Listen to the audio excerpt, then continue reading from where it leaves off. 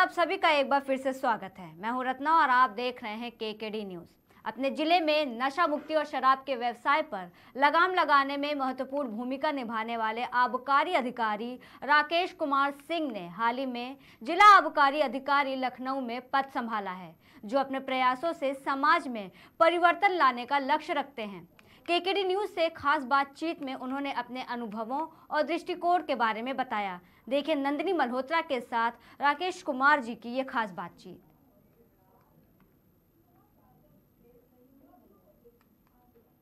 शराब की क्वालिटी और सेफ्टी को ध्यान में रखते हुए क्या कदम उठाने चाहिए? देसी शराब की मैक्सिमम सप्लाई जो है लखनऊ में टेट्रा पैक में हो रही है। देसी शराब का ठेका जो होता है उसके बाहर पार्किंग की सुविधा होना अनिवार्य है। देसी शराब की जो दुकानें हैं वहाँ पे पार्किंग की कोई नियमों में प्रावधान नहीं है। दुकानों के बाहर कोई व्यक्ति शराब पीते हुए पकड़ा जाता है, प्रशासन उसे आबकारी विभाग का केस बताता है। 290 एवं 510 के अंतर्गत कार्रवाई की जाती है। नमस्कार, मैं नंदिनी मल्होत्रा और आप देख रहे हैं केकेडी न्यूज।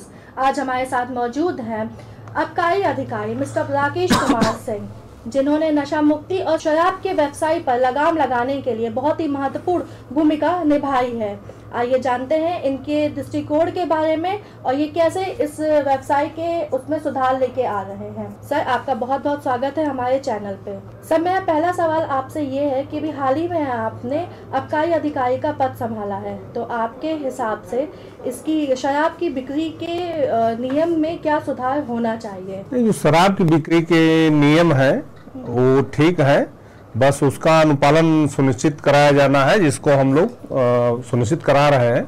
और उस नियमों के इतर कोई भी अगर काम करता है कोई अनुज्ञापी, तो उसके विरुद्ध दंडात्मक कार्रवाई की जाएगी। शराब की क्वालिटी और सेफ्टी को ध्यान में रखते हुए आपके हिसाब से क्या कदम उठाने चाहिए? शराब की क्वालिटी और सेफ्टी के लिए जो है बहुत सारे कदम उठाए गए हैं। शराब अब जो है देसी शराब की मैक्सिमम सप्लाई जो है लखनऊ में टेट्रा पैक में हो रही है, जिसमें कोई मिलावट और छेड़छाड़ करने की संभावना नहीं है। और बाकी जो पेट बोतल या शीशे की बोतल यहाँ पे उपलब्ध नहीं, इसको बंद कर दिया गया, केवल टेट्रा में ही यहाँ पे सप्लाई दी जा रही है। बियर शॉप, वाइन शॉप और मॉडल शॉप, देसी शराब का ठेका जो होता है, तो क्या उसके बाहर पार्किंग की सुविधा होना अनिवार्य है? तो देसी शराब की जो दुकानें हैं वहाँ पे पार्किंग की कोई नियमों में प्रावधान नहीं है, केवल मॉडल शॉप में पार्किंग की प्रावधान किया गया है। और यहाँ पे जितने भी मॉडल शॉप चल रहे हैं सारे नियमानुसार चल रहे हैं, हर जगह व्यवस्था है। अगर दुकानों के बाहर कोई व्यक्ति शराब पीते हुए पकड़ा जाता है तो पुलिस प्रशासन उसे आबकारी विभाग का केस बताता है, तो इस पे क्या कहना है आपका? सार्वजनिक स्थल पे जो लोग शराब पी के उत्पात मचाते हैं उनके विरुद्ध जो आईपीसी की धारा 290 एवं 510 के अंतर्गत कार्रवाई की जाती है। इसमें 24 घंटे की जेल के साथ ही 200 रुपए तक जुर्माना की व्यवस्था है। आबकारी से जुड़े अपराधों और उनके रोकथाम के लिए आपका क्या कहना है? लखनऊ में जो आबकारी के अपराध है वो देहात क्षेत्र में कच्ची शराब कुछ जगह बनती है, जहाँ पे प्रतिदिन इस समय दबिश की कार्रवाई की जा रही है उनके रोकथाम के लिए, और उसमें सफलता भी मिल रही है। और लखनऊ जनपद से गुजरने वाले सारे हाईवे और स्टेट हाईवे पे रोड चेकिंग की जा रही है।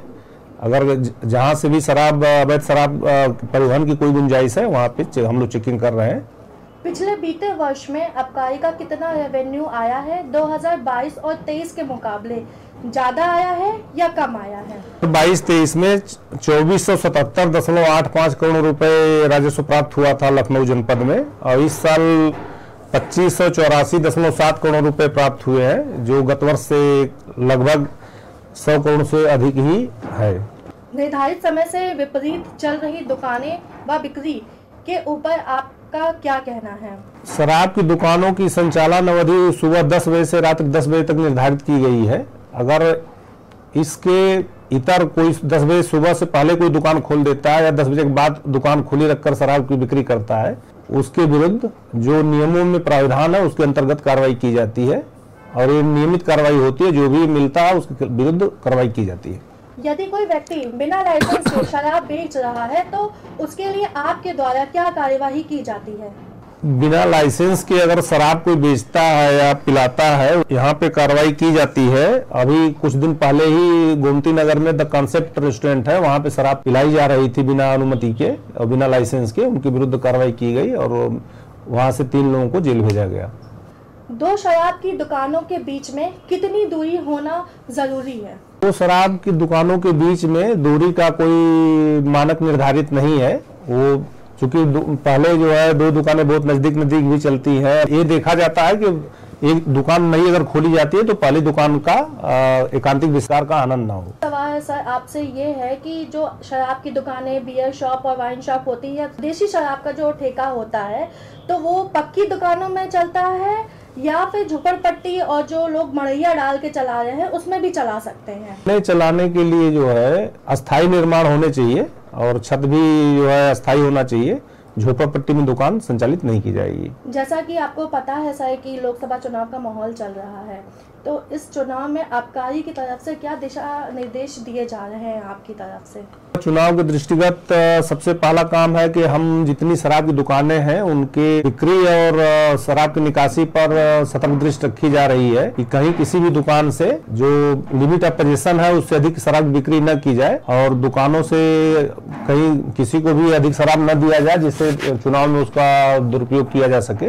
और अवैध शराब के लिए जो है दबिश की कार्रवाई प्रतिदिन चल रही है और रोड चेकिंग भी की जा रही है। लोकसभा सामान्य निर्वाचन 2024 शांतिपूर्ण ढंग से संपन्न हो, इसके लिए पूरा तत्परता बरती जा रही है। बहुत बहुत धन्यवाद सर आपका अपना कीमती समय देने के लिए। आपके अनुभव से हमारे समाज को एक नई सीख मिलेगी और समाज में सुधार आएगा।